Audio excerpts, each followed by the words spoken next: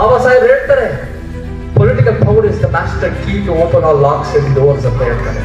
ನಾವು ಕಾನೂನು ರೂಪಿಸೋರಾಗ್ಬೋದು, ನಾವು ನೀತಿ ಯೋಜನೆ ತರೋರಾಗ್ಬೇಕು. ಇವತ್ತು ನಮಗೆ ಸರ್ಕಾರಿ ಶಾಲೆಗಳನ್ನ ಅಭಿವೃದ್ಧಿ ಮಾಡ್ತಾರೆ ಇವರು ಆಳುವ ಶಕ್ತಿಗಳು, ಬಣ್ಣ ಮಾತಾಡೋರು. ಇವತ್ತು ನಮಗೆ ಸರ್ಕಾರಿ ಆಸ್ಪತ್ರೆಗಳು ಬೈರೂರಿನಲ್ಲಿ, ಬೆಳಗಾವಿನಲ್ಲಿ, ನಮಗೆ ಕಿತ್ತೂರು ಕರ್ನಾಟಕಕ್ಕೆ ನ್ಯಾಯ ಒದಗಿಸಿದ ಅಲ್ಲಿ ಇಂಪ್ರೂವ್ ಮಾಡ್ತಾರ? ಖಂಡಿತ ಇಲ್ಲ. ನಮಗೆ ಭ್ರಷ್ಟಾಚಾರ ಕಿತ್ತಾಗ್ತಾ ಇಲ್ಲ. ಭ್ರಷ್ಟಾಚಾರ ಕಿತ್ತೋದಕ್ಕೆ ಇನ್ನೂ ಒಂದು ರೀತಿ ತುಪ್ಪ ಸುರಿತಾರೆ. ಆದ್ರೆ ಈ ವ್ಯವಸ್ಥೆ ಇನ್ನೂ ಹಾಳಾಗ್ತಾ ಇದೆ, ಇವ್ರು ಇನ್ನೂ ಹಾಳು ಮಾಡ್ತಾ ಇದ್ದಾರೆ. ಆದ್ರೆ ಯಾವಾಗ ನಮ್ಗೆ ನಿಜವಾಗ್ಲೂ ಪರಿಹಾರ ಇದೆ ಅಂದ್ರೆ, ನಮ್ಮ ಬಾಬಾ ಸಾಹೇಬ್ ತೋರಿಸೋ ರೀತಿಯಲ್ಲಿ ನಾವು ಯಾವಾಗ ಕುರ್ಚಿ ಅಲ್ಲಾಡಿಸ್ತೀವೋ ಆವಾಗ ಪರಿಹಾರ ಇದೆ. ನಾವು ಕಾನೂನು ರೂಪಿಸೋರಾಗ್ಬೋದು, ನಾವು ನೀತಿ ಯೋಜನೆ ತರೋರಾಗ್ಬೇಕು. ಬಾಬಾ ಸಾಹೇಬ್ ಹೇಳ್ತಾರೆ, political power is the master key to open all locks and doors ಅಂತ ಹೇಳ್ತಾರೆ.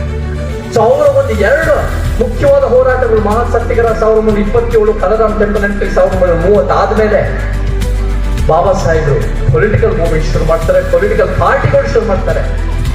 ಇಂಡಿಪೆಂಡೆಂಟ್ ಲೇಬರ್ ಪಾರ್ಟಿ ಅಂತ ಸ್ವಾತಂತ್ರ್ಯಕ್ಕಿಂತ ಮುಂಚೆನೆ ಶುರು ಮಾಡಿ ಅವ್ರು 1935-36 17 ಸೀಟ್ನಲ್ಲಿ ಅವ್ರ ಸೀಟ್ ಸೇರಿ 15 ಸೀಟ್ ಗೆಲ್ತಾರೆ ಬಾಂಬೆ ಪ್ರೆಸಿಡೆನ್ಸಿನಲ್ಲಿ.